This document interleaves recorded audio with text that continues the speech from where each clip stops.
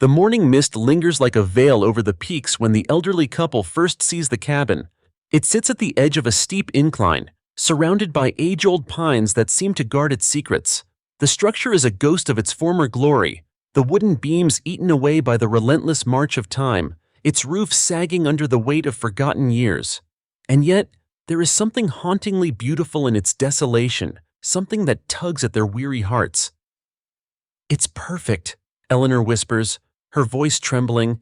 Her husband Henry nods silently, his weathered hands resting on the steering wheel of their old pickup truck. His eyes, softened by age, are locked on the cabin as though it's an old friend he hasn't seen in decades. They step out of the truck, boots crunching against the gravel road. Henry reaches for Eleanor's hand, the gesture so familiar yet laden with an unspoken promise. Together, they walk toward the cabin, their breaths visible in the crisp mountain air. Each step feels like a commitment, like signing a contract with the land and its forgotten history. Inside, the air is heavy, teeming with the scent of damp wood and neglect. Dust particles dance in the sunlight that streams through cracked windows. The floorboards groan beneath their weight, a sound that echoes the ache in their aging joints. Eleanor runs her hand along one of the walls, her fingers coming away smudged with time's residue. "This is going to kill us," Henry mutters, a wry smile tugging at the corners of his mouth. Despite his words, there's a glint of determination in his eyes, a spark that Eleanor hasn't seen in years. It reminds her of the man he used to be, the one who built their first home with nothing but a will to succeed and a toolbox of borrowed tools. They don't speak of the real reason they're here. They don't talk about the children who no longer call, the friends who've passed on, the big, empty house filled with memories too painful to relive. Instead, they pour their energy into something they can save, something they can transform. Their first challenge is the roof, a patchwork of rotting shingles barely clinging to the skeletal frame. Henry climbs an old ladder, its rungs creaking ominously beneath his weight. Eleanor stands below, her hands clasped tightly, praying he won't fall. The wind picks up, cold and sharp, as if testing their resolve. Henry's voice carries down to her. "This beam's shot.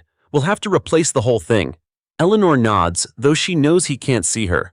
"We'll manage," she calls back, her voice steady despite the knot in her stomach. They've always managed, after all. Through recessions, through sickness, through the quiet dissolution of their family, they've found a way to keep going. Hours turn into days, and the days blur into weeks. With every nail they hammer, with every plank they sand, the cabin begins to change. It's slow at first, so slow that it's almost imperceptible. But then one day, Eleanor notices that the roof no longer sags, and that the windows, now cleaned and repaired, reflect the morning light like jewels.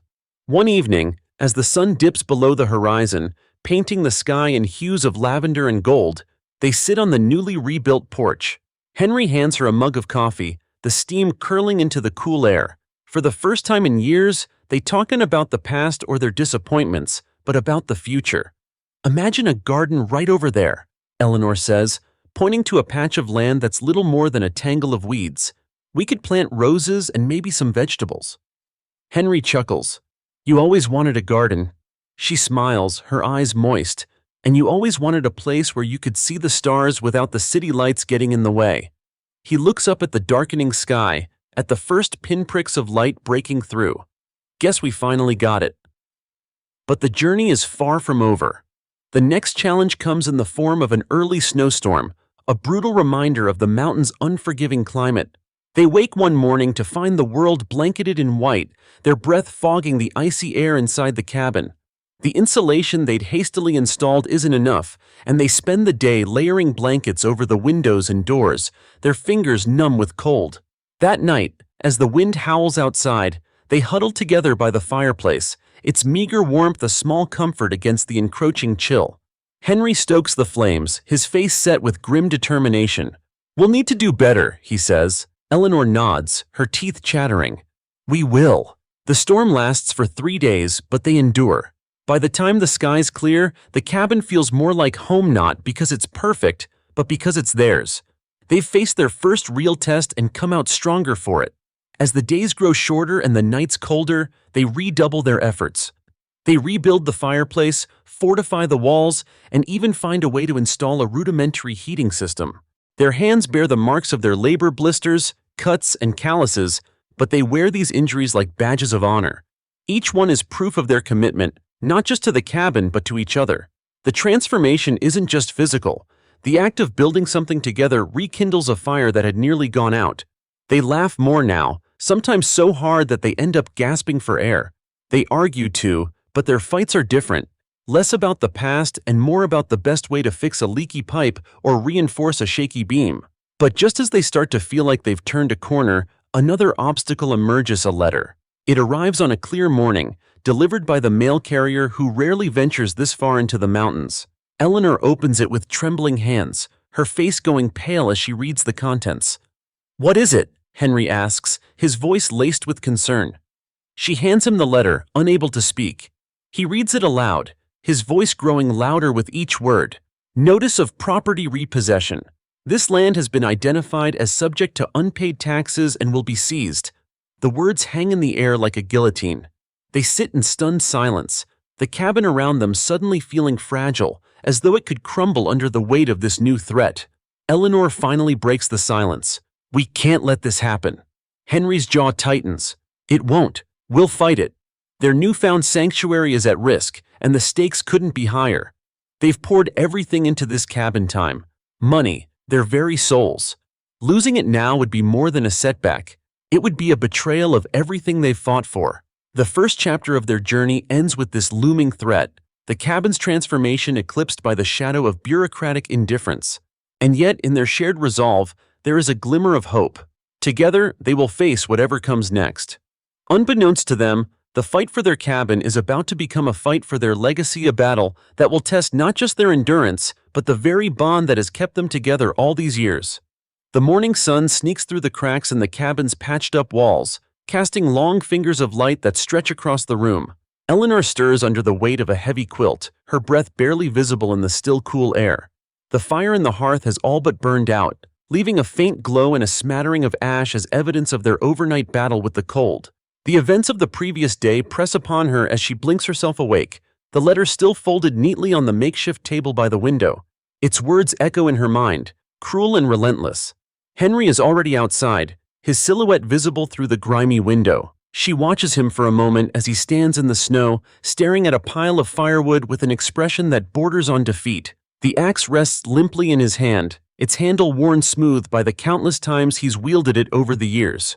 She knows he's thinking about the letter too, about the fight they'll need to wage against a faceless system designed to crush people like them.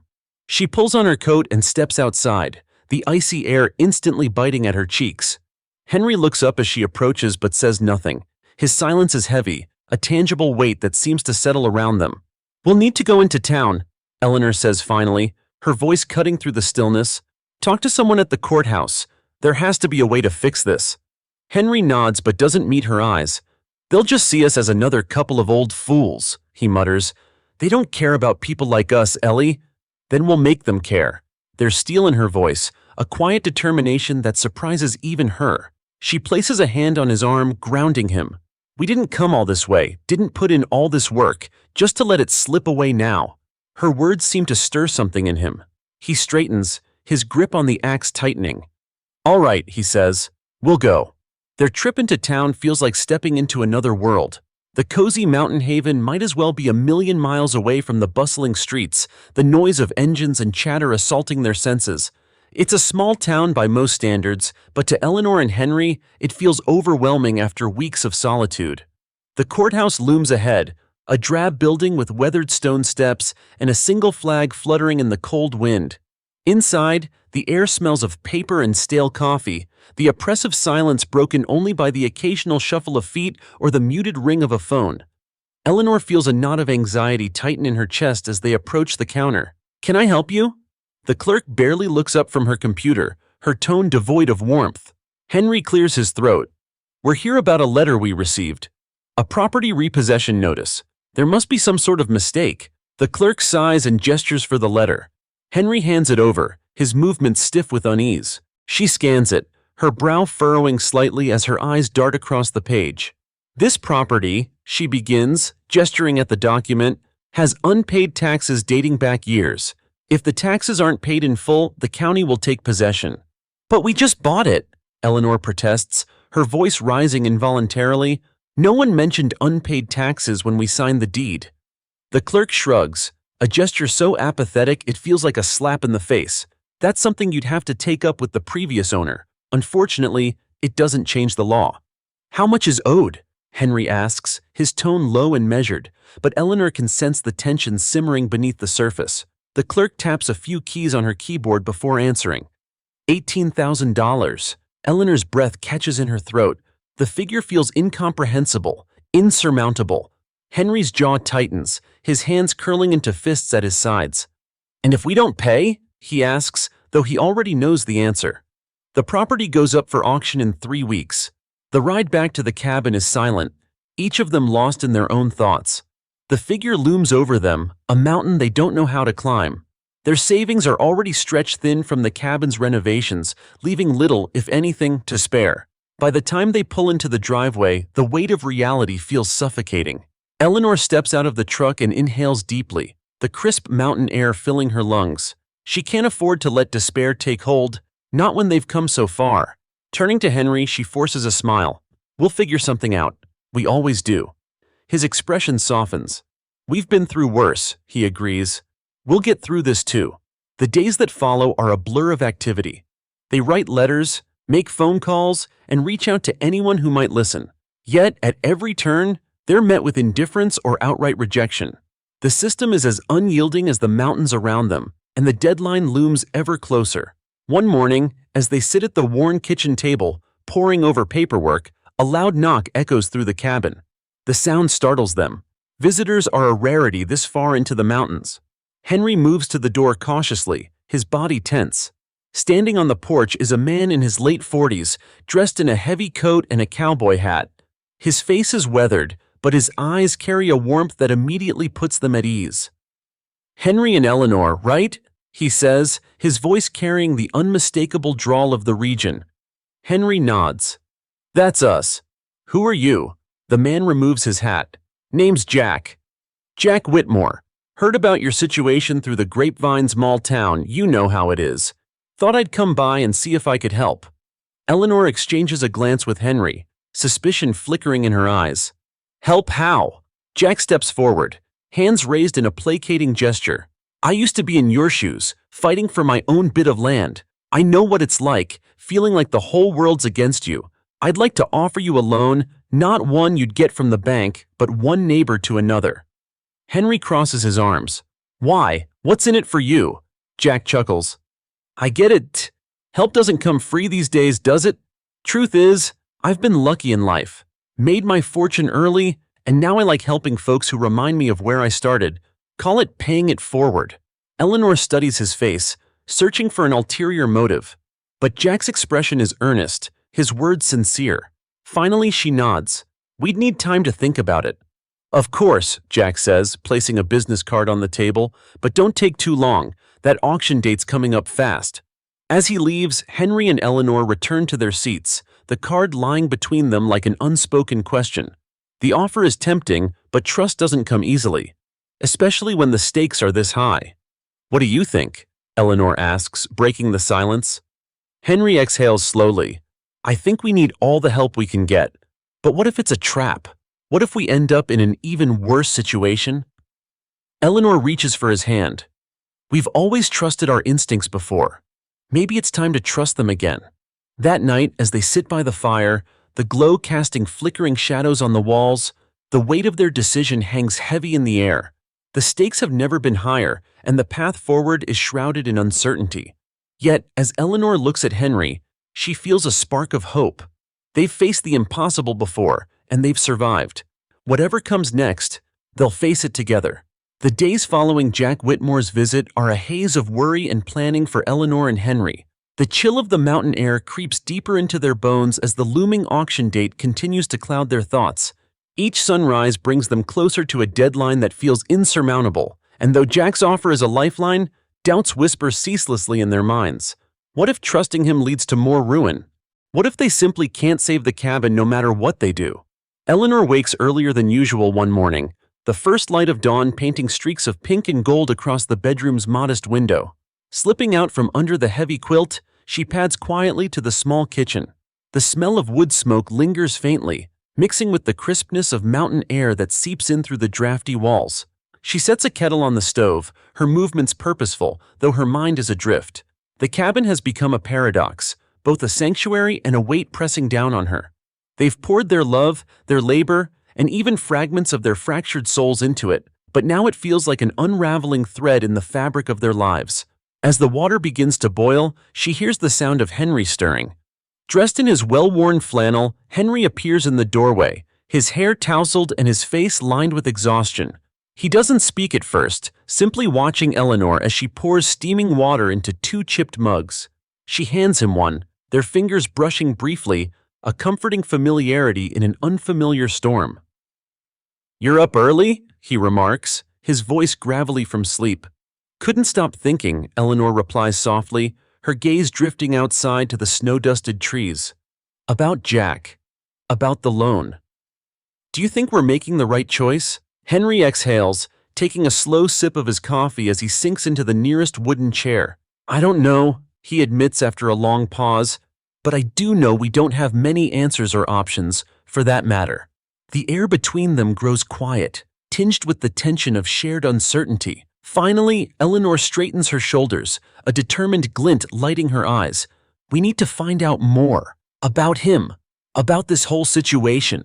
Her voice carries the conviction of a woman unwilling to let fate take the reins unresisted. "If he's offering us a way out, we have to know it's real." Henry tilts his head as he considers her words.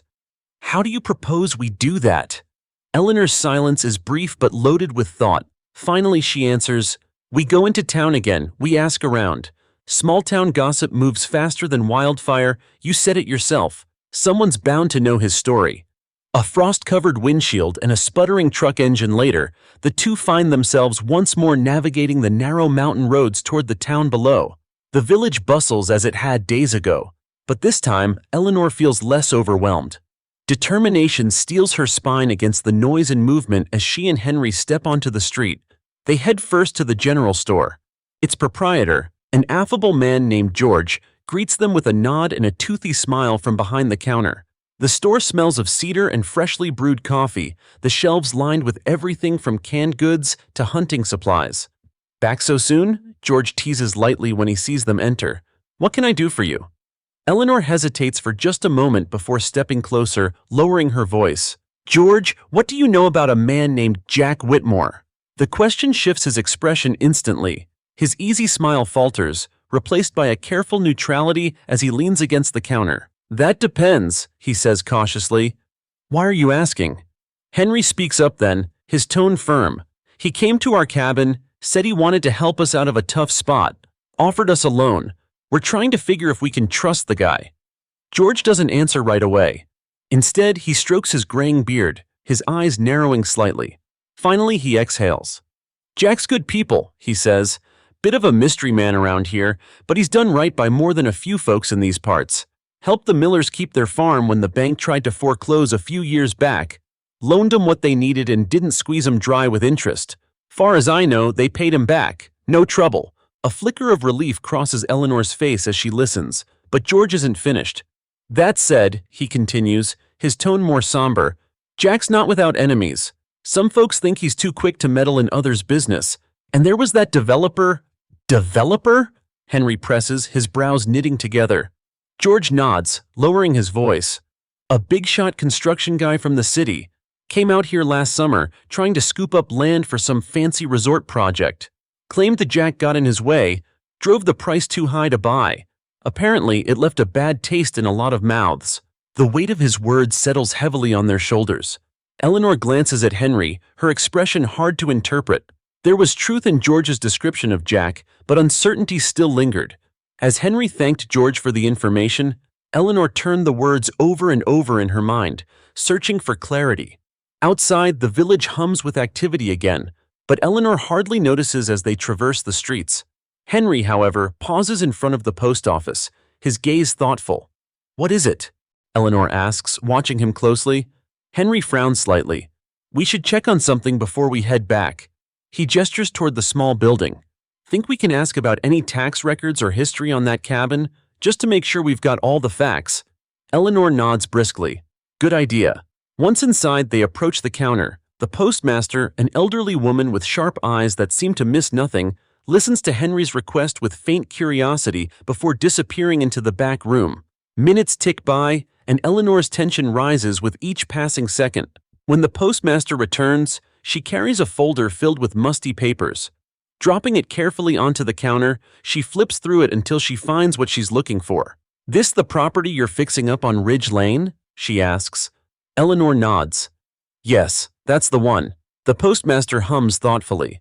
"That place has been a headache for the county for years. Been sold at least twice before, but no owner stuck around long enough to pay off the taxes, not to mention the fines and fees for neglecting maintenance." She shakes her head as though it's all a great shame. "Can't say I'm surprised someone didn't tell you about it before handing over the deed." Anger flares hot and bright in Eleanor's chest. She bites back a sharp retort and instead forces herself to ask calmly, "Is there any way to challenge that sale?" "Not without a good lawyer and a better reason." The postmaster interrupts gently but firmly. "Sorry, darlin'." With a faintly sympathetic nod, she turns back to her work, leaving Eleanor and Henry to stare at each other helplessly. By the time they're back at the cabin, the late afternoon sun has sunk lower in the sky, stretching long shadows across the land. Jack's business card sits untouched on the small table where they'd left it. Henry reaches for it, turning it over in his hands. "What do you think?" Eleanor asks finally, breaking the silence. Henry stares at the card for a long moment before sighing. "I think we don't have much choice. If we wait too long, we're out of time anyway." Touching his arm briefly, Eleanor nods. "Then let's call him." As dusk falls over the cabin, Henry punches in the number scrawled on the card, holding his breath as the phone rings. Jack answers on the second ring, his voice as measured and warm as before. Within moments, arrangements are made for him to visit again, and the line goes dead, leaving behind a charged silence in its wake. Eleanor and Henry sit together by the fire that night, neither speaking. Their thoughts are heavy with the weight of the day's discoveries. Though they're no closer to a solution, one thing is clear: the stakes have just gotten even higher.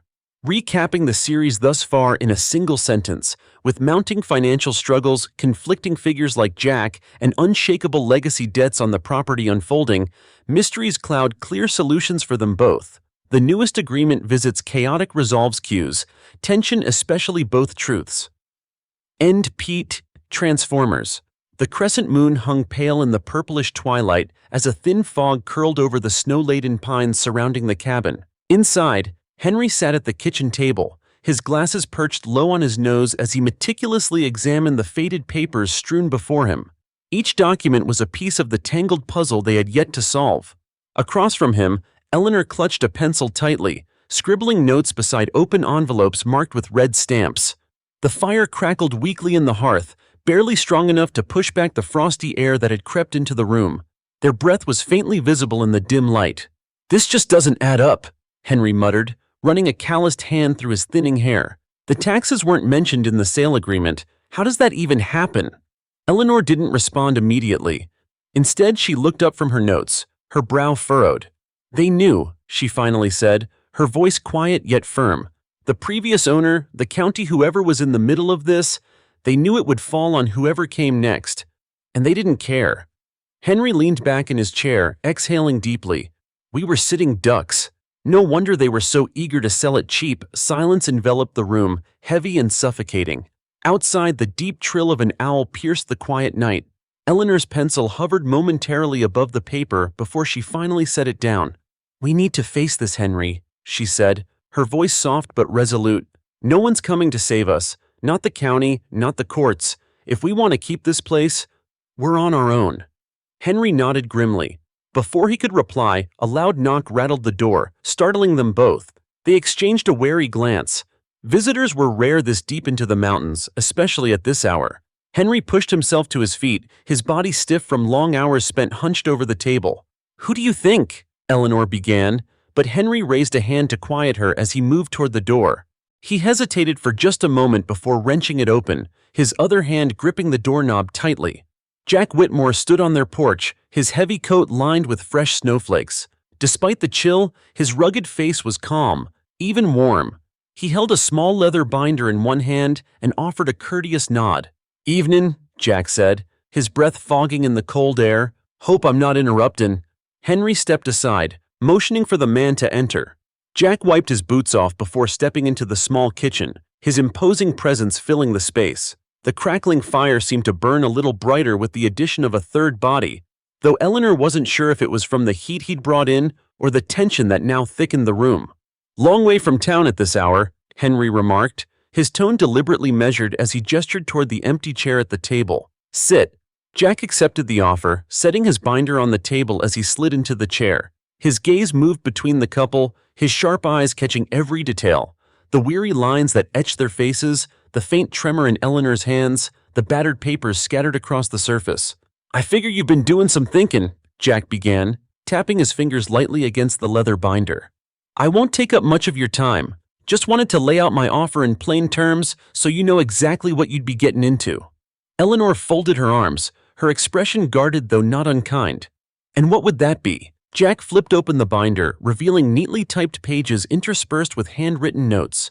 He slid one of the pages across toward Henry, who adjusted his glasses and leaned in to read.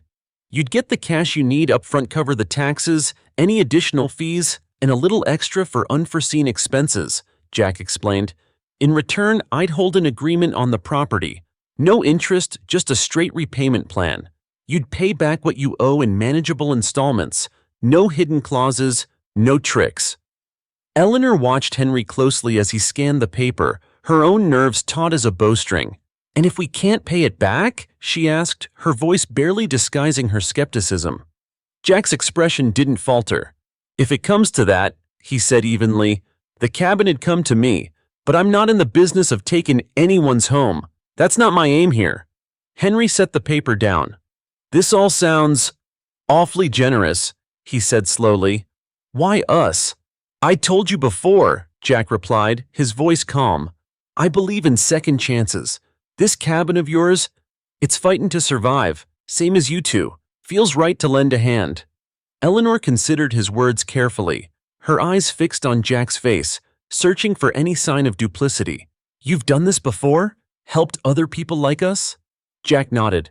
"I have. Some folks think it's foolish, but I trust my gut same as you'll have to trust yours." The room went quiet again, save for the soft pop of the fire. Eleanor and Henry exchanged a long look, silent words passing between them. Finally, Henry spoke. "We'll think about it," he said, his voice cautious but not cold.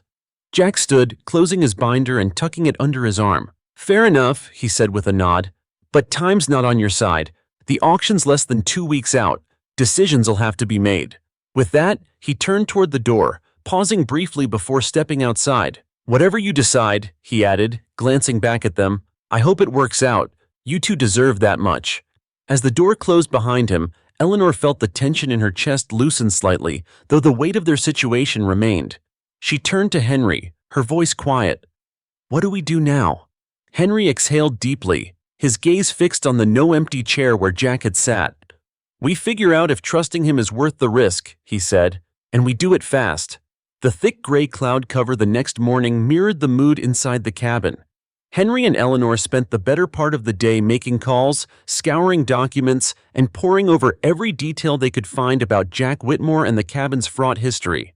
Bit by bit, they began piecing together a clearer picture. Jack's name surfaced again in conversations with locals, always spoken of with a mix of cautious respect and incredulous admiration. Stories emerged of farms and stores he'd saved, as well as rumors of powerful enemies he'd made in the process. It was clear Jack wasn't universally loved, but his actions seemed rooted in genuine goodwill rather than self-interest. By late afternoon, Eleanor stood at the kitchen window, staring out at the snow-covered forest as she processed everything they'd learned. Henry sat nearby, scribbling rough calculations into an old notebook. The faint hum of the truck's engine broke the quiet as a lone vehicle climbed the narrow dirt road toward their home. They both tensed. The truck pulled up beside their own, and 2 men stepped out, their black coats stark against the pale landscape. Instinctively, Henry's hands curled into fists as he moved to stand beside Eleanor. "Who are they?" Eleanor whispered. Henry's jaw tightened. "Doesn't look friendly." Moments later, a sharp knock echoed through the cabin walls. Henry approached the door but didn't open it immediately. Instead, he bellowed, "Who's there?" A cold, authoritative voice replied, "County officials. We're here about the taxes. Open up." Eleanor's heart sank as she glanced at Henry. Reluctantly, he cracked the door open, revealing two stern-faced men holding clipboards. "You've been notified of the outstanding balance," the taller man said briskly. "We're here to confirm the auction process is moving forward as planned." Henry bristled. "You're here to repossess our home. Let's call it what it is." The man's expression remained neutral, though his eyes glinted with impatience. "If the balance is settled by the auction date, the property remains yours. Otherwise, we know what happens otherwise," Eleanor snapped, stepping forward. "Why are you really here? To remind us of what we already know?" The shorter man smirked faintly. "Just doing our due diligence, ma'am." Before anyone could say more, a third voice cut through the tension. "Is there a problem here?" All heads turned to see Jack Whitmore approaching, his presence as commanding as ever. His expression was calm, but his tone carried a subtle warning as he addressed the officials. "Didn't realize the county sent people all the way out here for unnecessary check-ins." The taller man narrowed his eyes but didn't respond. After a tense beat, he nodded curtly. "We'll see ourselves out," he said, motioning for his companion to follow. They retreated to their truck, disappearing down the winding road. Jack turned back to face Henry and Eleanor. "Looks like they're trying to rattle you." Eleanor's voice was tight with suppressed emotion. "That's exactly what they're doing." Jack stepped closer, his gaze steady. "Whatever you decide, you don't need to let people like that hold the reins. The clock's ticking, but the choice is still yours." Eleanor and Henry exchanged a look, unspoken resilience passing between them. Jack gave a small nod before turning to leave, the crunch of his boots fading into the distance. And as the sun dipped low on the horizon, casting long shadows across the cabin, the couple knew one thing. The fight for their home was far from over. The howling wind rattled the cabin's newly improved windows, its ghostly wail filling every inch of the small mountain sanctuary. Eleanor sat at the edge of the worn couch, her hands trembling beneath a knit blanket as she stared into the dim flames flickering weakly in the hearth. Shadows danced across the cabin walls, creating fleeting shapes that seemed almost alive in the firelight. Though warm physically, a chill lodged itself firmly in her chest, tight and immutable. Tonight, the cabin no longer felt like escape. It felt like a war zone. Henry was at the table, tilted forward in his chair, his elbows dug into its surface. His head hung low, and his eyes scanned the list spread out in front of him. The paper was their latest attempt to rework their already razor-thin budget, an array of figures and frantic scribbles. He worked tirelessly, but no amount of adjustments could make the numbers comply. "This isn't enough," he mumbled, breaking the oppressive silence. His voice was raspy with exhaustion. "Even if the loan goes smoothly, we'll barely get through the winter after paying off what we owe Jack." Eleanor drew a long breath as she gripped the blanket tighter around herself. "It's enough to keep the cabin," she countered weakly, but her words held little conviction. She leaned forward, resting her chin on her folded hands. "Isn't that what matters? We'll figure out the rest later."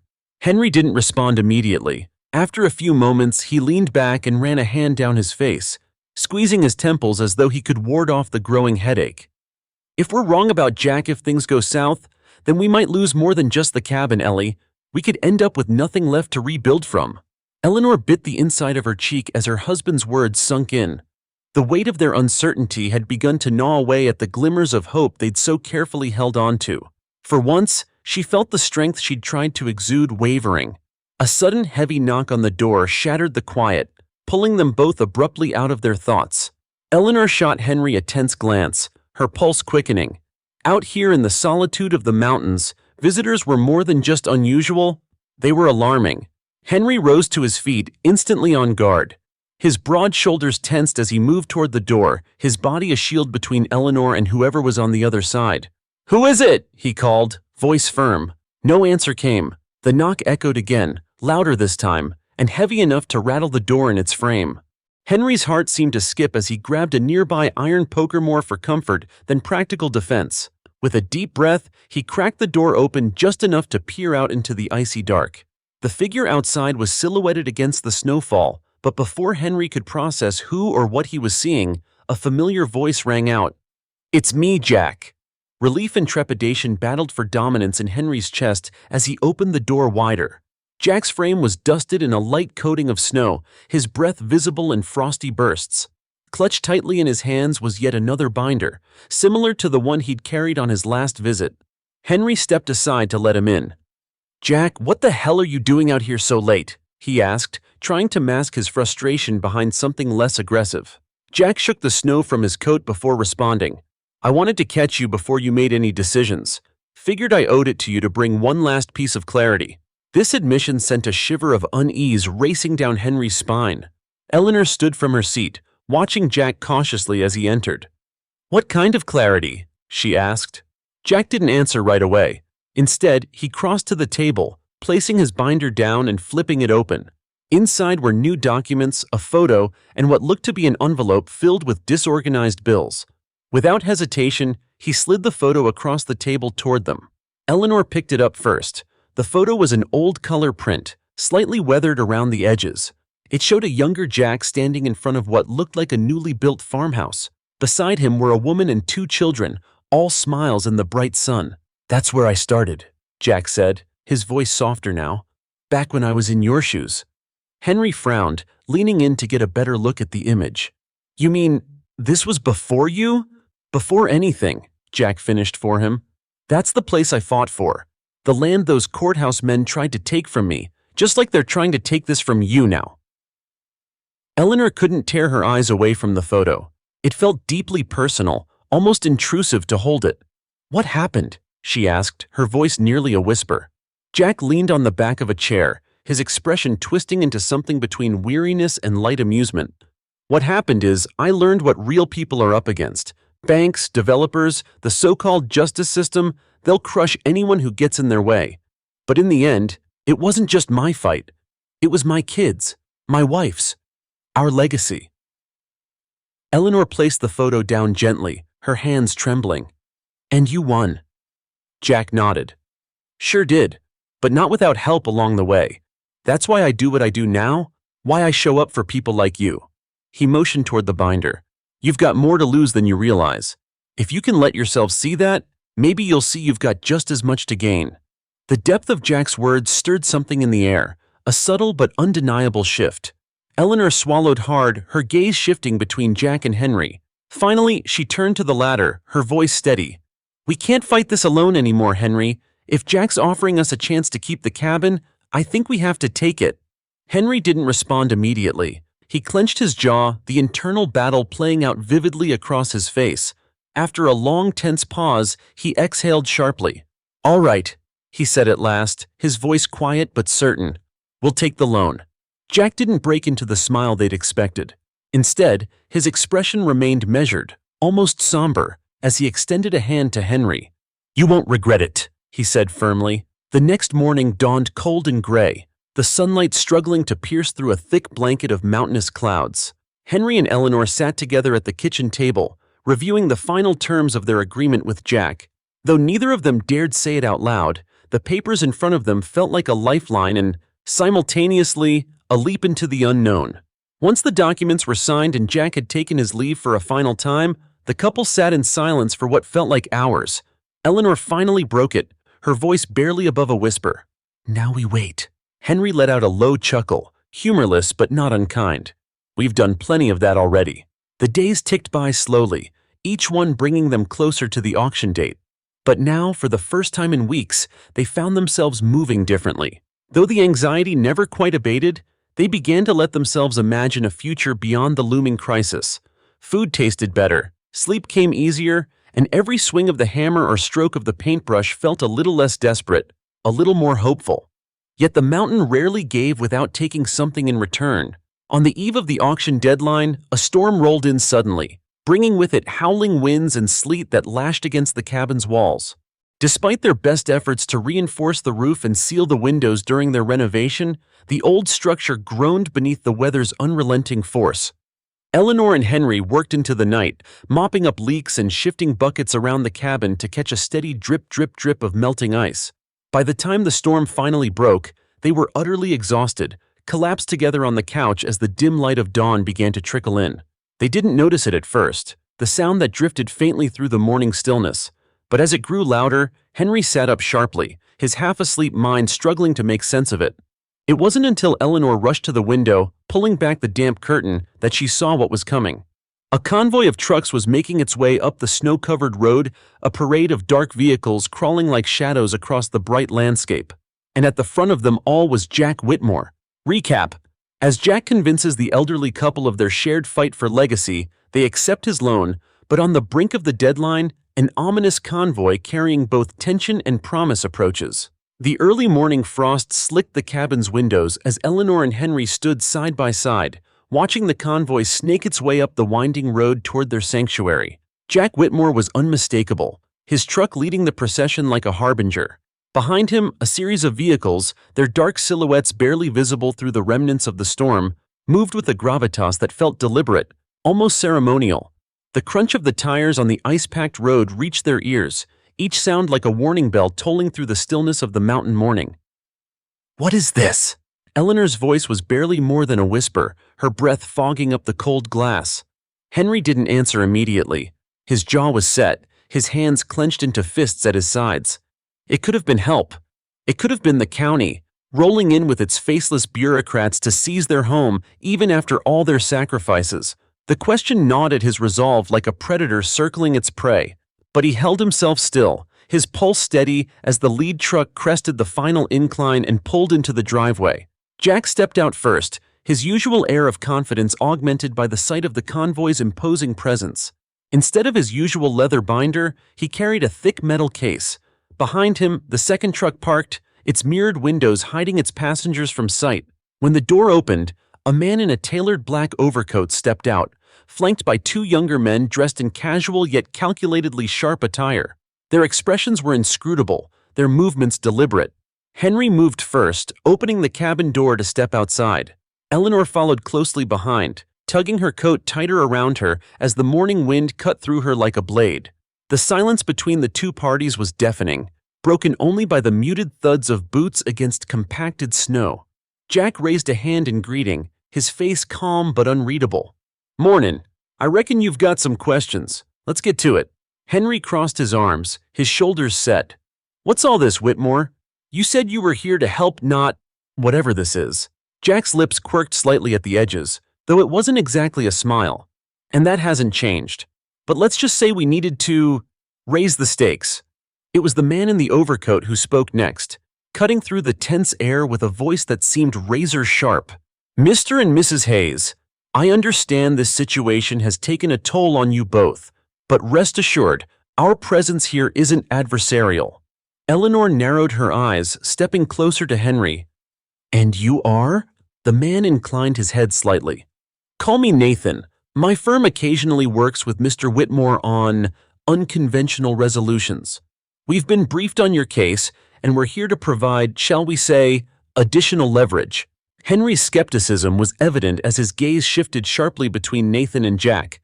"Leverage? Against who?" Jack stepped closer, his heavy boots crunching against the snow-dusted gravel. "The county, developers, whoever's trying to take what's yours. But before we get too far into the weeds, I need to know if you're still with me." Eleanor and Henry exchanged a long look, a silent conversation passing between them in the lifting fog of the morning. They'd come this far together through losses and betrayals, through winters that refused to loosen their grip, and through fights that left scars too deep to be seen. Whatever came next, it wouldn't be alone. Henry nodded first. "We're with you." Jack's expression softened slightly, relief flickering briefly across his features. "Good, because this next part's not going to be easy." Nathan pulled a sleek tablet from beneath his overcoat, its glass surface starkly out of place in the rustic surroundings. He tapped on it a few times, turning the screen toward the couple. A satellite image of their land filled the display, marked with bright red boundaries and an ominous watermark reading, "Foreclosure pending." Nathan's finger traced the edges of the property line. "These parcels of land may look isolated, Mrs. Hayes, but they're not. There's been interest in this area since before you bought the cabin. Developers, mining companies, even energy firms, they see opportunity in these mountains. And right now, your cabin is the linchpin holding up their plans. Pay the taxes or lose it to auction, and guaranteed the next owner won't just be looking for a quiet retirement." Eleanor's stomach churned. She reached out instinctively, steadying herself against Henry's arm. "You're saying someone set this up, someone wanted us to fail?" Her voice crackled with a mixture of fear and fury. Nathan's lips curled into something resembling a smile, though its sharpness made it feel more like an unsheathed dagger. "I'm saying the system was never made for you to succeed, Mrs. Hayes. They thought you'd buckle under the weight of it." Henry's voice cut through the chill. Then why are you here? What do you expect us to do? Jack met his gaze directly. That's up to you. You've already shown more grit than most could muster, more than the county would have bet on. But if you're going to make it out the other side, you're going to have to dig down and find just a little more. What does that mean exactly? Eleanor pressed. Nathan gestured toward the vehicles behind him, where several others, men and women, dressed in a mix of rugged work gear and business attire, had emerged and were unloading a variety of equipment ranging from cameras to crates. He turned back toward them, his expression unreadable. It means taking control of the narrative, he replied evenly. They've used the shadows to manipulate this situation. Bureaucratic red tape, buried tax debts, predatory land deals. We're bringing it to light. Henry frowned, crossing his arms tighter. You're talking about making this public. People like us, we don't stand a chance against them in the court of public opinion. Jack shook his head. You do if the public sees the truth. A couple like you, hard-working, fighting to rebuild something that's been left for dead. That story resonates, but only if you're willing to let it. If you're willing to trust the people coming out here today. Eleanor hesitated, glancing again at the flurry of activity surrounding Jack's convoy. A woman with a microphone and crew logoed jacket-tested sound equipment. A tall man unrolled a banner emblazoned with the words, "Community over corporations." Cameras mounted precariously atop tripods surveyed the cabin like sentinels. Henry stared them down like an old soldier sizing up an unfamiliar battlefield. His voice dropped low, nearly inaudible. You're asking us to put our lives on display to become a spectacle. Nathan's gaze didn't falter. You lost your privacy the moment they sent that tax notice, Mr. Hayes. What we're offering is a chance to reclaim your dignity on your own terms, but you have to decide. Now. The weight of the moment pressed down on Henry and Eleanor like the mountain air itself, dense and bracing and impossible to ignore. For all their fears, all their doubts, one truth became undeniably clear. This was bigger than just the cabin. It was about standing where others had fallen. It was about survival. Henry tilted his head toward Jack. All right, we're in. Eleanor, resolute, stepped forward. What do you need from us? Jack's smile this time was subtle but genuine, a faint glimmer of relief breaking through his steeled composure. Just be yourselves. The rest? Leave it to us. The hours that followed unfolded like a blur. Eleanor and Henry were swept into a whirlwind of interviews, setups, and strategizing. Jack's crew worked with relentless precision, turning the modest cabin into the heart of a makeshift campaign. They documented every crack in the walls, every calloused hand, every touch of humanity etched into the cabin's weathered bones. By late afternoon, the first live feed was set to go out. Eleanor sat on the porch, her hands clasped tightly in her lap as she waited for the signal. Henry leaned against the railing beside her, his stern silence like armor. A camera operator gave Jack a thumbs up, and he moved into position, crouching slightly so the lens could frame the couple above the hearth fire glowing within. Henry, Eleanor, he began smoothly. You don't have to both talk, but you can. Just be real. People want to know your truth, what brought you here, and why you're staying. Eleanor swallowed, her throat tight. She glanced at Henry, who gave her the slightest nod. Taking a deep breath, she turned back to the camera. It's not just a house to us, she began slowly, her gaze steady but filled with weight.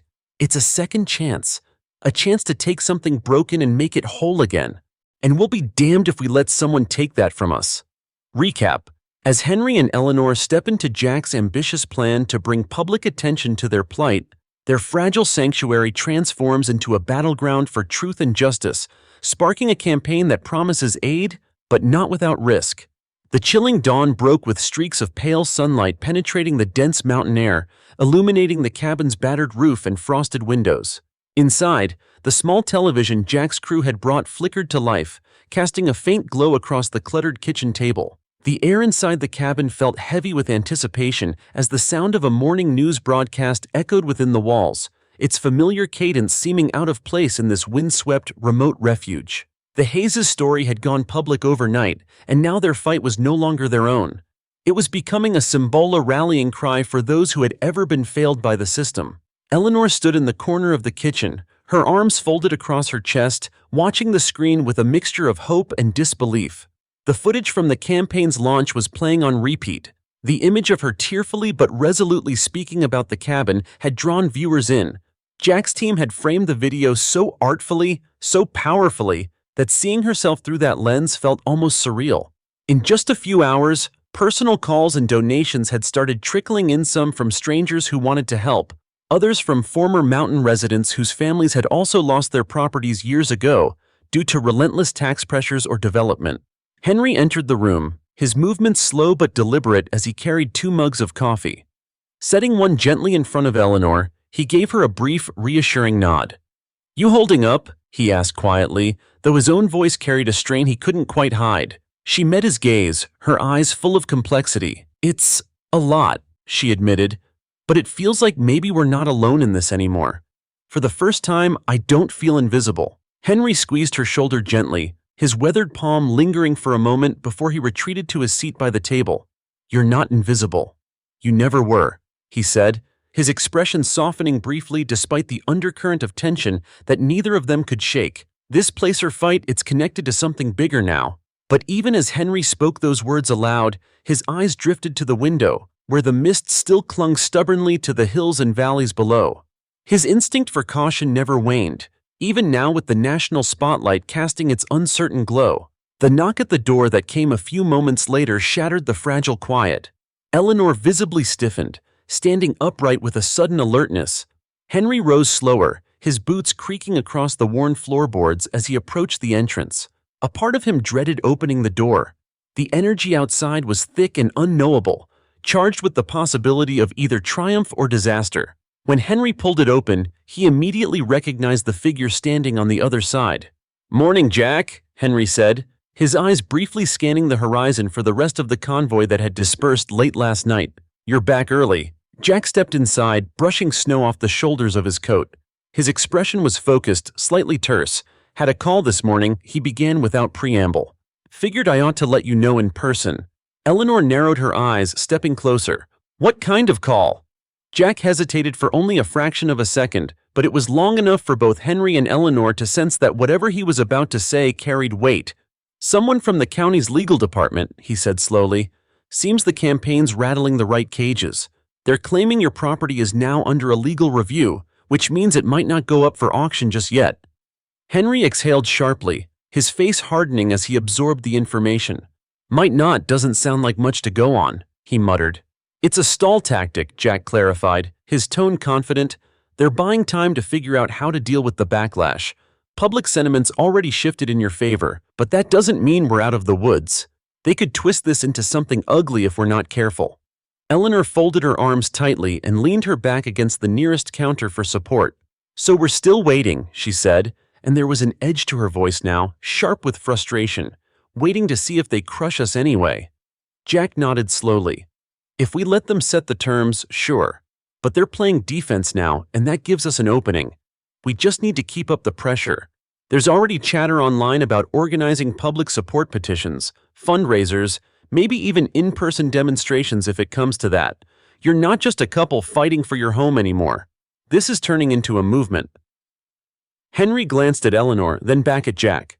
"And movements can turn ugly when people start digging for dirt," he said grimly. "What if they find a way to smear us?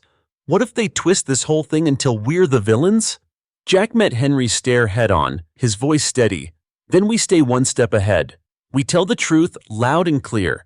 They thrive on fear and silence, but you've got the truth on your side, and now you've got people willing to amplify it." For a moment, nothing was said.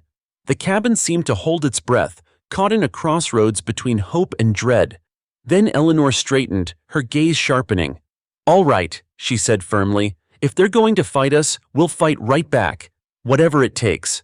The day unfolded in a whirlwind as Jack's words proved true. Interest in the Hayes fight had begun spilling far beyond the boundaries of the county. News teams arrived in small, weather-beaten vehicles, and volunteers from nearby towns braved the treacherous roads to offer their assistance. By mid-afternoon, the once deserted stretch of mountain land around the cabin was alive with activity. The hum of generators powering camera equipment, the buzz of conversations held in hurried whispers or raised voices. It was chaotic and overwhelming, and somehow invigorating all at once. Among the crowd was a young woman named Claire, a community organizer who had driven up from 2 counties over. Her energy was infectious despite the bitter cold. She'd set up a table strung with clipboards and printed flyers urging passers-by to sign a growing petition aimed at county officials. "Every signature matters," Claire said excitedly to Eleanor as she handed over a stack of freshly printed petitions. "It's proof that people are watching, that this isn't just going to disappear quietly." Eleanor accepted the papers, feeling an unexpected rush of gratitude. Claire couldn't have been older than 25, and yet her determination rivaled the strongest Eleanor had ever seen. "Thank you," Eleanor managed, her words sincere despite her weariness, "for believing in this." Claire smiled brightly. "It's not just your fight anymore. People like you remind us what we're working for. Hang in there, okay?" Henry, meanwhile, found himself standing near the driveway with Jack and 2 volunteers helping manage the influx of equipment and vehicles. They were reviewing the timeline Jack had outlined for the next 48 hours press outreach, fundraising targets, and a potential rally to be held down in the town square if the county didn't pull the foreclosure altogether. Despite his initial reluctance to trust anyone outside their tight circle, Henry couldn't deny the strange camaraderie that had formed. Jack's team worked with a precision and purpose that felt almost military, yet their commitment to the Hayes cause seemed deeply personal. "We're not out of the woods yet," Jack reminded him at one point, his voice low but urgent, "but every hour we keep the pressure on is a win. They're scrambling. Don't forget that." Henry nodded silently, his gaze drifting toward the cabin where he could see Eleanor talking with Claire and another group of volunteers. His wife's determination shone like a beacon, even through the physical toll this fight was taking on both of them. That evening, as the crowd began to dwindle and the last volunteers packed up their gear, Jack approached Eleanor and Henry on the cabin porch. The twilight painted the distant mountains in hues of deep purple and gold, a brief reprieve from the tension that hung heavy in the air. "Tomorrow's critical," Jack said simply, his tone grave. "If the county doesn't respond by the end of the day, we'll need to decide whether to escalate further. A rally might force their hand, but it also puts everyone involved under a bigger spotlight." Eleanor frowned, the weight of the decision settling heavily on her shoulders. "Do you think it could backfire?" Jack hesitated. "It's possible," he admitted, "but so is letting them win by doing nothing. You've got momentum now. The question is how far you're willing to push it." Henry exchanged a long look with Eleanor. "We'll talk it over," he said at last, "but whatever we decide, we'll be ready." Jack nodded, his expression unreadable. "I know you will. Just make sure they know it too." As the last vehicle disappeared down the winding road and the quiet of the mountains settled once more, Eleanor and Henry sat side by side on the porch. The stars began to emerge, one by one, in the clear, icy sky above, a reminder of both the vastness and the intimacy of the world they were fighting to hold on to. Recap. Bolstered by unexpected allies and growing public support, the Hayes prepared to turn their fight into something larger, but with mounting pressure also comes the risk of exposing themselves further to unseen forces ready to strike back. The frost clung obstinately to the edges of the window pane as the hours before dawn pressed on with an unrelenting quiet. Henry sat at the table, his hands clasped together, staring blankly at the plans the volunteers had left behind. They had outlined every step leading up to the rally scheduled for the next day, a high-stakes, public show of defiance aimed at forcing the county's hand. The weight of it all bore down on him like a storm cloud that never moved on, static and suffocating. Eleanor entered the room, her steps soft against the creaking floorboards. She was clutching a steaming mug of coffee, the curling wisps of heat an almost comforting sight. "You've been up all night," she remarked, setting the mug in front of him. Her voice was calm but layered with concern. Henry didn't look up. "Couldn't sleep," he admitted. This idea of theirs. It's louder, riskier. We're walking straight into their line of sight, Ellie. What if it all blows up in our faces?" Eleanor slid into the chair across from him, her hands folding neatly in her lap. She understood his hesitations. She felt them as well, a gnawing in the pit of her stomach that wouldn't subside.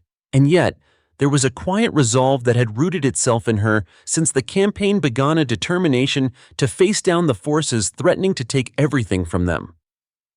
"What's the alternative?" she asked softly. "We sit here and wait for them to come and take the house? That auction's still hanging over our heads, Henry. If we don't stand up for this place tomorrow, who will?" Henry finally lifted his gaze to meet hers. Her determination was both a comfort and a challenge, pushing him to find strength where he felt only exhaustion. He sighed deeply, rubbing the back of his neck. I just, I don't want to make a mistake we can't come back from. Eleanor reached across the table, covering his hand with hers. Her fingers were still cold from the morning chill. We've already made the choice to fight for this place, she said. Now we just have to see it through. The first rays of dawn began to filter into the room, casting pale golden streaks across the cabin's wooden walls. Outside, the mountains stood as silent witnesses to the couple's struggle. The day ahead loomed vast and uncertain, but Eleanor and Henry sat together in quiet solidarity, drawing strength from each other as the weight of their decisions settled between them. By mid-morning, the rally site was a flurry of frantic but focused activity. The area just outside the town square had been transformed into a makeshift stage, complete with crude but sturdy wooden platforms and hand-lettered signs reading, "Save Our Land" and "Community over Corporations." Volunteers moved with purpose, assembling equipment, setting up seating, and laying cables for the live broadcast that Jack's crew had meticulously planned. Eleanor and Henry arrived just as things were beginning to take shape. The sight of so many people, dozens of locals, families, and even strangers who had driven hours to stand in solidarity, was both overwhelming and heartening.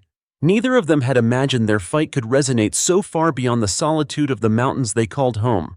Jack spotted them as they stepped out of their truck. He walked over quickly, his usual air of confidence tempered by the seriousness of the moment. "I was wondering when you'd show," he said with a slight grin. "How are you holding up?" Henry shrugged, his expression guarded. "We're here, aren't we?"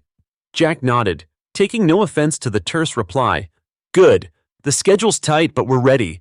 The press will start broadcasting in an hour, and we've got folks lined up to speak before you take the stage. Don't overthink it, just tell your story. That's all anyone needs to hear." Eleanor glanced at the growing crowd, her nervous energy evident in the way she clutched the edges of her coat. She wasn't one for public speaking. Words had always come easier to Henry. But the thought of standing up there, pouring out the raw truth of their fight, both terrified and exhilarated her. "We'll do our best," she said quietly. Jack gave them a reassuring smile before excusing himself to oversee the final preparations. As he walked away, Henry turned to Eleanor, his brow furrowed.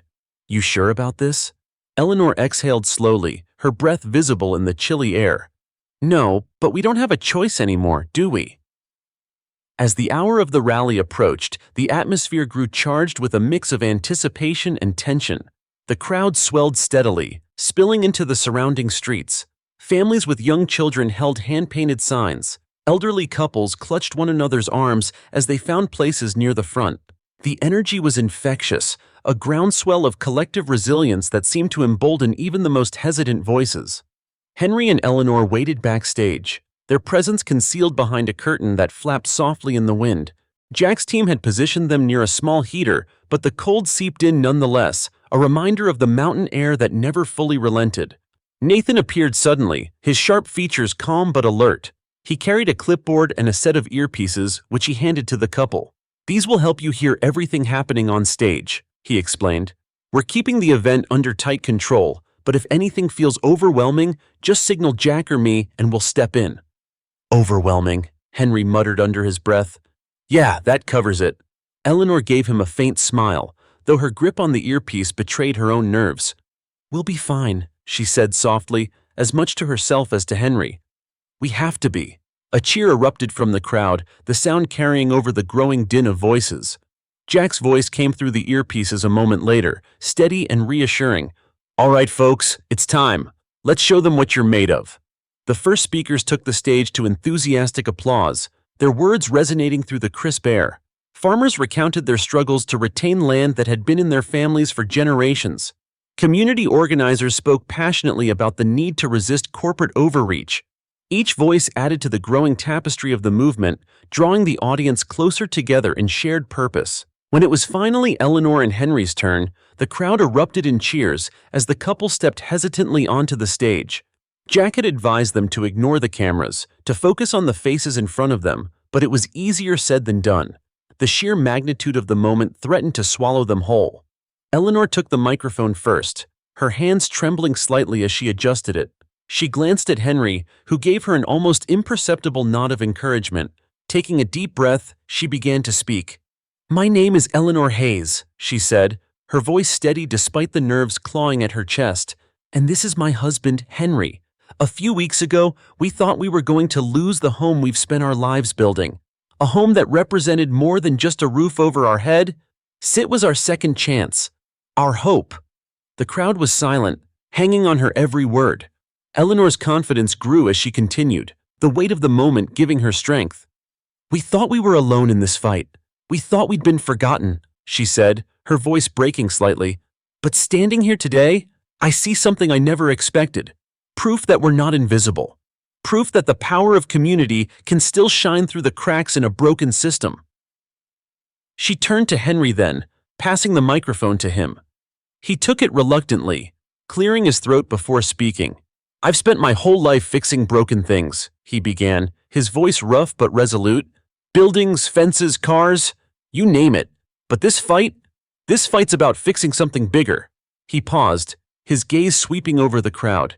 They counted on us giving up. They thought we'd roll over the second they showed up with their papers and their threats. But they were wrong. We're here, and we're not going anywhere. The crowd erupted in applause, the sound echoing across the mountainside. Eleanor and Henry stood together, hand in hand, their resilience finally reflected back at them in the faces of those who had come to stand by their side. But as the applause began to fade and the next speaker took the stage, a new sound cut through the air, a distant rumble, growing louder with each passing moment. The crowd fell silent, heads turning toward the horizon as the unmistakable hum of multiple engines approached. Eleanor's heart sank as a procession of black SUVs came into view, their polished exteriors gleaming menacingly in the midday sun. The vehicles came to a stop just beyond the edge of the rally, and a group of men in dark suits stepped out, their presence radiating authority. Jack was the first to move, his demeanor calm but his posture tense as he made his way toward the intruders. Henry and Eleanor exchanged a worried glance, their hands tightening instinctively around each other's. The man at the front of the group stepped forward, his expression cold and unreadable. He carried a sleek briefcase, which he opened as Jack approached. From within, he pulled out a single sheet of paper, holding it up for all to see. Injunction, he announced, his voice cutting through the silence like a blade. This event is in direct violation of county regulations. You are all hereby ordered to disperse. Gasps rippled through the crowd, followed swiftly by murmurs of outrage. Jack remained calm, his voice steady as he addressed the suited man. We're exercising our First Amendment rights here. If you think you can shut us down that easily, you've got another thing coming. The man's lips curled into a thin, humorless smile. We're not here to debate, Mr. Whitmore. We'll give you 5 minutes to comply. Eleanor's pulse quickened as she watched the exchange unfold, dread pooling in her stomach. Beside her, Henry's jaw tightened, his eyes blazing with quiet fury. This was their fight, their home, their lives, and they weren't about to let it slip away without a fight. Recap. As Eleanor and Henry rally community support and share their story on stage, a sudden injunction and ominous figures arrive, threatening to shut down everything they've fought for. The rising sun etched faint crimson streaks against a dull gray sky, a foreboding backdrop to the unfolding chaos that marked what should have been an act of unity. Eleanor stood frozen near the stage, her breath visible in the frigid air, every muscle in her body vibrating with a fight-or-flight urgency. Just moments ago, the crowd had cheered in solidarity, their shared purpose igniting an almost electrifying hope. Now the energy had shifted. Collective anticipation extinguished by the weight of the injunction and the dark blots of county SUVs tearing up the snowy roadside. No one needs to leave, Jack Whitmore's steady voice carried out over the tension, sharp and resolute. This is your land. Your right to speak. Don't let them intimidate you. The crowd murmured responses, uncertain but unwilling to fully retreat. Meanwhile, the suited official, his figure rigid and unrelenting, stood merely a few feet beyond the perimeter of the rally. Flanked by what was unmistakably legal muscle, he held the injunction aloft as if brandishing a weapon. We won't say this again, the man barked, his voice slicing through crisp mountain air. This rally violates ordinances regarding public disturbances and unlicensed gatherings. You have 3 minutes to disperse before further action is taken. Further action? Henry Hayes, whose temper only seemed to grow hotter against the chill, stepped forward enough to close the gap Jack had deliberately not crossed. His voice, tight like a bowstring, carried unmistakable disgust. What's that supposed to mean? You gonna drag a bunch of farmers and their families off with handcuffs now? That what you do, fight battles like thieves in broad daylight?" The crowd's murmur morphed into faint approval claps, a raised fist from an elderly man, a low whistle of defiance cutting against the official's thinning patience. Eleanor briefly closed her eyes, trying to steady her breathing. Henry had taken on more battles in this single month than he ever had in his life, and though his fight gave her immeasurable resolve, she dreaded seeing it misdirected at an enemy too big or cruel for fists or outrage. Jack stepped in, just as the suited official's composure cracked visibly, his jaw clenching until a thin vein pulsed near his temple. The grounds didn't yet boil over. Jack's timing immaculate. He gestured subtly for Henry to ease back, a calming hand against fire raging out of decades of injustice. "Ease down, Henry," Jack murmured low enough for only him and Eleanor to hear. "Reason with resolve, not recklessness." His words cut truth like flint against the kindling of anger threatening the fragile resistance. Facing the official, Jack's tone hardened into something less placating but sharp, a professional far more dangerous in silence before addressing. "Who issued direct orders for this notice? Names, chain of command." He gestured toward Nathan, already taking visual and vocal records with his flash circle of media contacts halfway adjacent to the crowd. "Your ordinance lacks clarity on cluster exemptions. If broad disturbance loopholes apply under public communication forums, we're sitting outright ignoring First Amendment layering." Nathan completed from his angle, voice tempered by factual precision, attentive right when debates escalated into rash arguments. A flicker of barely concealed frustration shifted between the suited man and his associates, as though the tide had turned first into visibility, not dominance. Eleanor realized it wasn't lawsuits likely this man carried best ammunition historically controlling. Masking leadership or hiding paper horror grants worked before. Before today's terrain turned sterile deals into noise publicly watched. "You have no standing," Eleanor realized Jack wouldn't say or corner thoroughly there aloud. "Not now, so." She rushed forward, vocalizing openly. "Come arrest 200 marchers grounded, technically finished above, all exhibit transparency, preserved bypass, seized citizen bias, halfway declared." It sounded disorganized, framing fast save room. Nathan cleared audibly, hooked confirming repetition, tightening syntax. Repeat formulaed principles, tricky debate, fire-staked, further administration spiraled. Finally dismantling opener omission. Unwilling groups balance let. Squabble roamed, snapped tables. Frozenly autopilot guards reflexly. Prepped halt lines, sliding assembly retribution looping focused. The sun crept over the horizon, casting pale golden hues that brushed against the towering pines surrounding the remote mountain cabin. A heavy, foreboding stillness enveloped the land, broken only by erratic bursts of wind that carried the sound of distant, murmured voices. Eleanor adjusted her wool coat tightly around her shoulders as she stood on the front porch, her frail hand gripping the edge of the wooden railing. The air, though crisp with morning light, pressed thick with an ominous weight she couldn't quite name. Inside the house, the uneasy silence was offset by the rhythmic thudding of Henry's boots against the creaky wooden floor. "How long do you think we have before they make their move?" Eleanor asked quietly, not turning away from the pale, snow-dappled landscape before her. Henry didn't answer right away. He stood by the window behind her, his silhouette sharp against the soft glow of the rising sun. His arms were crossed tightly over his chest, brows furrowed in concentration. "They'll act when they think we've got our guard down," he said, his voice edged with the kind of exhaustion that century-sold mountains seem to amplify. "That's why we can't afford to let them think they have the upper hand." The events of the prior evening replayed in both their minds. Henry stepping forward, his voice unwavering even as the county officials tried to scatter their rally. Jack stepping in to mediate, his calm resolve grounding them. And then the subsequent escalation, coldly polite threats veiled under bureaucratic language. The suited man's thin smile haunted them both, a symbol that their fight was far from over. "You think Jack was right?" Eleanor turned, her tired eyes meeting her husband's. "You think pushing forward with the rally did anything to stop them? Or did we just paint a bigger target on our backs?" Henry sighed, running a hand through his thinning salt and pepper hair. "I don't know," he admitted, "but I know stopping now isn't an option. Whatever comes next, we have to meet it head-on. If we don't, they'll bulldoze right over us." Before Eleanor could reply, a sharp knock echoed through the cabin. Both froze, exchanging tense glances. It wasn't the first time in the past few days that someone had arrived uninvited, but each time felt like a new threat waiting to take shape. Henry motioned for her to stay back as he moved toward the door, his muscles tensing as he grasped the handle. When the door opened, Jack Whitmore stood on the other side, his face lined with fatigue, but his presence as steady as ever. Behind him, Claire, the tenacious young organizer they had met at the rally, shifted nervously from foot to foot, clutching a thick folder against her chest.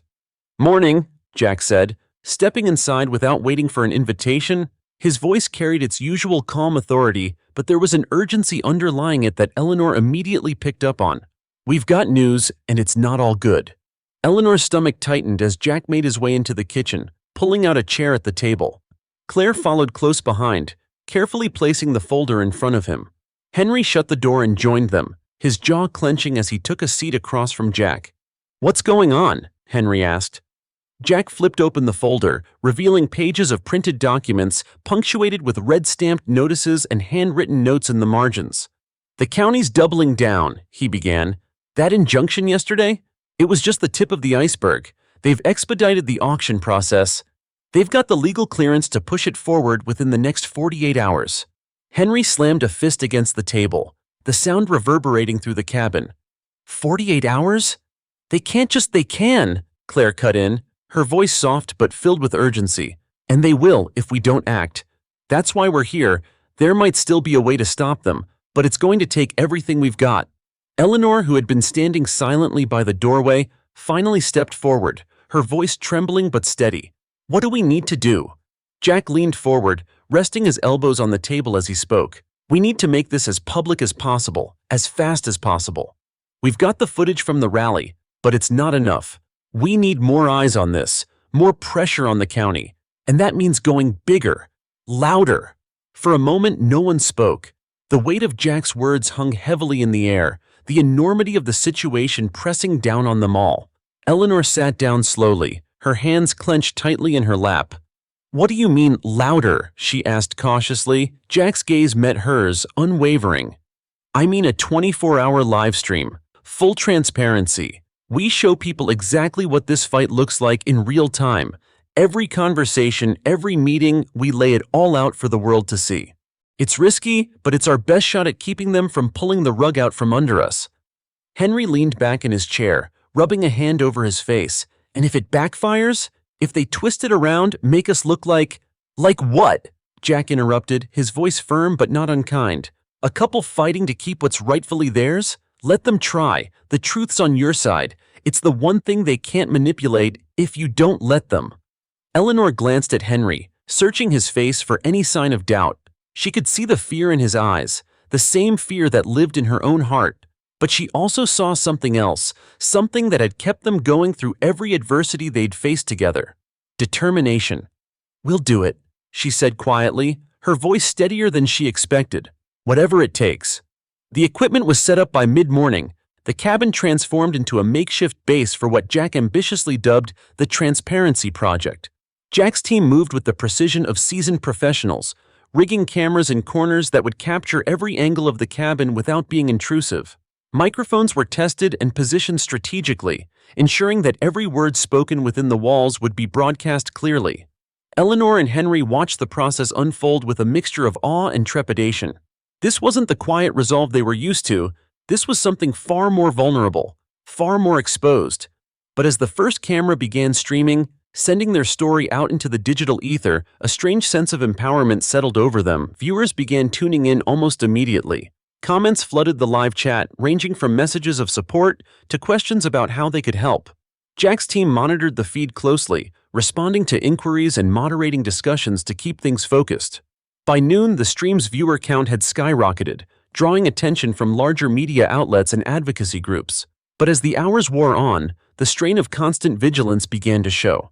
Eleanor and Henry took turns addressing the camera, sharing their story in pieces, but the pressure of being on at all times was exhausting.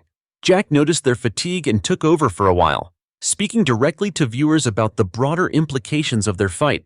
His charisma and conviction were undeniable, but even he couldn't mask the growing tension that hung over the cabin like a storm cloud. And then, as evening fell, the first real sign of trouble appeared. A message flashed across the team's monitoring screen. A legal notification from the county citing unspecified violations of broadcast regulations. It was a thinly veiled threat, an attempt to scare them into shutting down the live stream. Jack dismissed it immediately, but Henry couldn't shake the feeling that it was only the beginning. Sure enough, just as they were settling in for the night, the distinct sound of engines echoed through the stillness outside. Eleanor's heart leapt into her throat as she hurried to the window, peering out into the darkness. Headlights pierced the thick shadows, illuminating the rough edges of the driveway. Henry joined her at the window, his expression grim. "They're back," he muttered. Jack stepped out of the kitchen, his calm demeanor unwavering. "All right," he said, grabbing his coat, "let's go see what they want."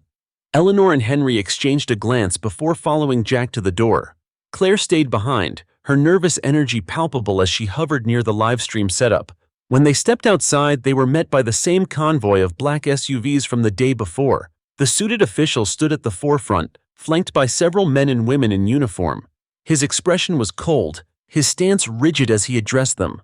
"This is your final warning," he said, his voice cutting through the frigid air. "Cease all unauthorized broadcasts and vacate the property immediately, or we will be forced to take legal action." Jack stepped forward, his hands in his pockets, his tone calm but firm. "You've got no grounds," he said evenly. "This is private property and everything we're doing here is protected under the First Amendment. If you want to take us to court, be my guest. But until then, we're not going anywhere."